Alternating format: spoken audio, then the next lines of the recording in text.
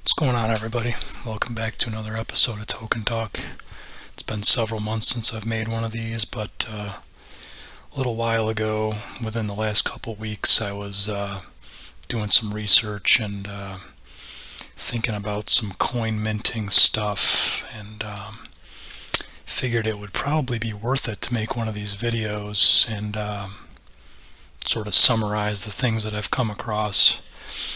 But I guess for starters here, this picture on the screen here, this is a token that I've seen a number of times over the years, and I always thought it was interesting because it's just a cool looking picture. It's like, obviously it makes you think of coin minting, or it's some type of a press, right? So like, in my mind, when you when you see this token, it's like you really have no idea how big that press is. And I always thought maybe it was something that sat on a tabletop. You just think like coin minting, coin pressing. Coins are pretty small, right? You wouldn't need this enormous press to make them or anything, but whatever, I never really researched it. I was just kind of like, I saw this token in passing and was like, oh, that's cool. It's a cool looking design. The actual piece of equipment there just looks cool to me. Especially like the top part. I don't know the exact terminology for that, but it's got those two balls on either side. I don't know. It's a cool looking token. Even if I didn't even know what that was, I would still be intrigued, because it's just aesthetically it's a nice looking token. But a couple weeks ago I was actually thinking, I wonder how easy or how difficult it would be to make my own coins, just as an idea. So I started typing stuff into Google and things of that nature, and I started coming across some pictures that were pretty interesting, pretty illuminating in terms of how big these screw presses were. So obviously, as you can see by this picture, my ideas about that were completely wrong, because this thing's huge. You got a guy sitting on a stool there, and this thing is easily 6 feet tall, if not taller than that. And that the handle at the top there, that thing that spins around, that's probably, I don't know, 8 feet wide, maybe. But yeah, this picture here is actually from the Spruce Crafts, which is a site that I've referenced quite a few times. But this says, there's a little caption here on the site: early screw press for making coins at the United States Mint. So this is actually from the United States Mint. So I Wikipedia'd when did the U.S. Mint open, and that opened in 1792, believe it or not. So yeah, these screw presses, they were being used 1792, and I think, for quite a while before that, because a lot of these other pictures that I've seen, unfortunately, a lot of them, they're not very well documented, or we don't know the source of them, right? We don't know where they're coming from. So people are just throwing random dates on them, but you see like 1600s, 1700s, maybe even earlier than that, because I think there's other sources that are saying that the screw press, that was being used in like the medieval or the Middle Ages period. So anyways, this is the first image here that's kind of like, wow, those are really big. There's another one. I mean, this is enormous. I mean, you got a guy sitting down there basically in a little, it's basically in a hole in the floor, operating this, putting the coins underneath there, for them to be stamped or minted. And then you got other people on either side of this. It looks like they got ropes attached to the ends of those, whatever those are called, those balls there, and they would rotate that, and just the amount of force that can generate onto a planchet was able to mint the coins. But again, I don't know exactly when this image is from. There's a lot of these on Google Images, and there's varying dates, but you see some like 1600s, 1700s.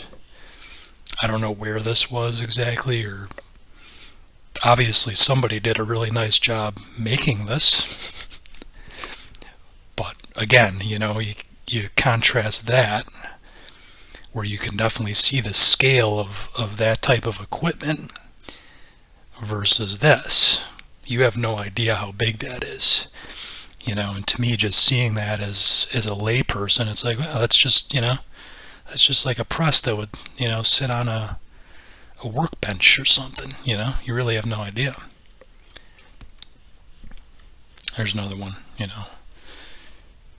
mean, that's an actual picture of something. It looks like it's sitting in a museum somewhere, or some type of official looking building. But I mean, that basically looks like the real life version of this picture. You know what I mean? There's another one.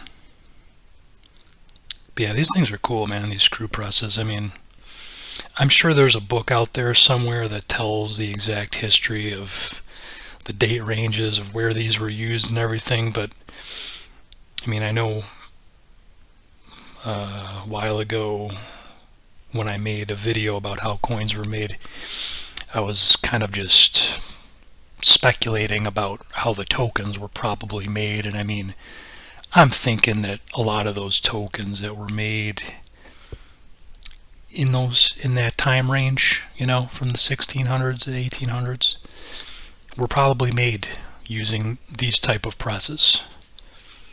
I mean, if that's what the U.S. Mint was using in 1792, I'm sure that's what token makers were using also, Alright, this is really cool because this is actually from a website called shirepost.com, and there's a really cool video. It was like an interview, or a documentary rather, that PBS did about this company, and they're basically like a small, well, I don't know about the size of the company, but I mean, it's an independent mint. They make their own coins. They make like fantasy coins, stuff that's, related to like the Hobbit books, which is really cool, Lord of the Rings, because I'm a fan of that stuff too.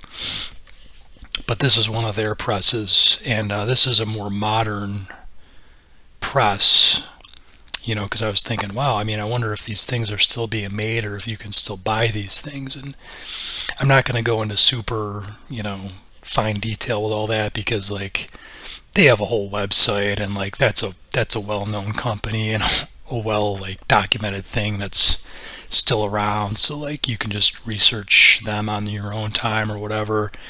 And there was a documentary that was done about them, so there's like tons of information about that, and you get to see like the ins and outs of like how all that's done. It's amazing, super cool. But for the purposes of this video and me doing my own research, like I was able to find a similar press to that one on eBay, and that's what this is. This is I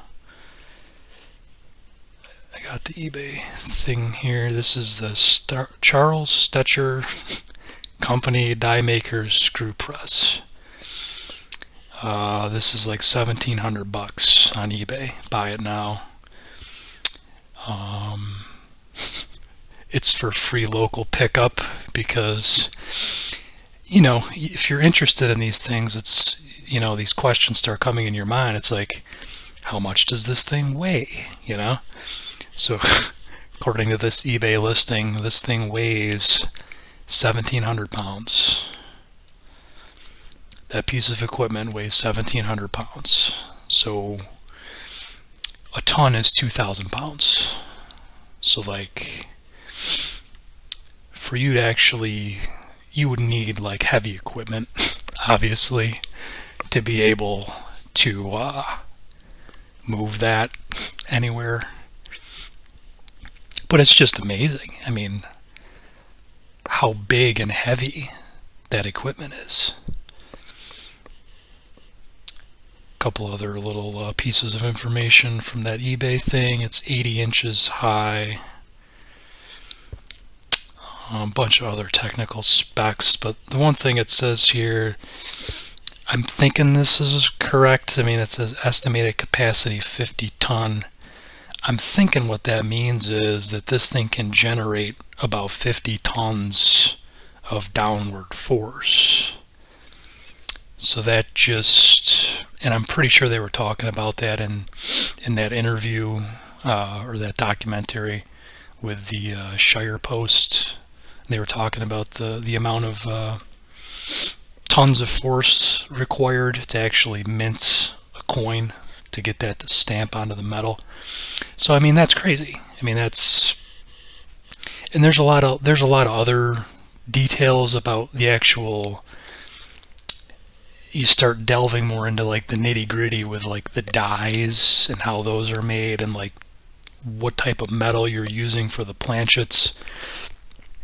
That has a lot to do with the amount of force needed. But I mean, these machines are obviously really, they're able to generate enough force to make the coins.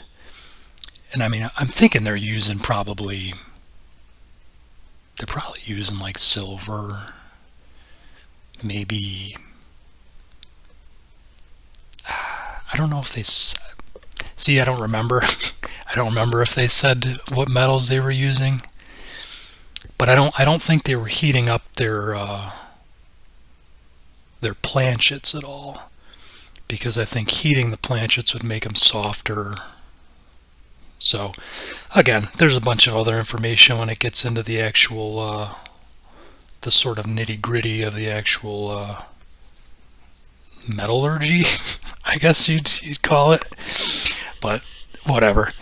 I mean, this video is basically just about the screw presses, you know,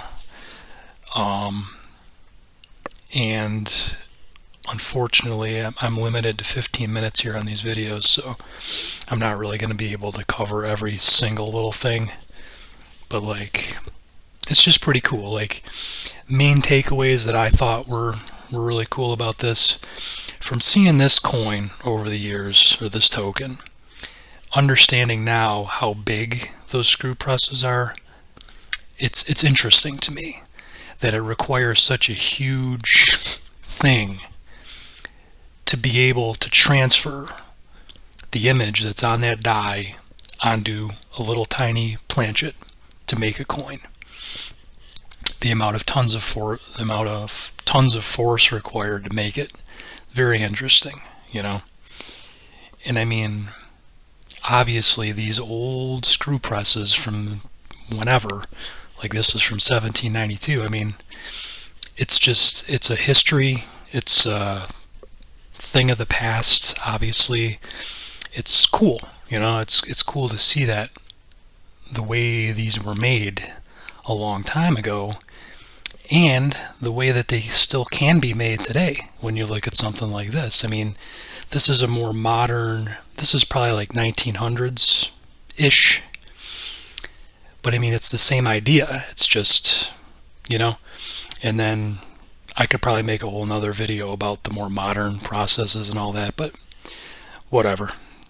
So, hope you liked this video. I think it was a little all over the place. You'll have to forgive me, I haven't made one of these in a while, but just wanted to sort of summarize and put all this together in a video, the stuff that I've come across with the screw presses over the last couple weeks. Later everybody, take care.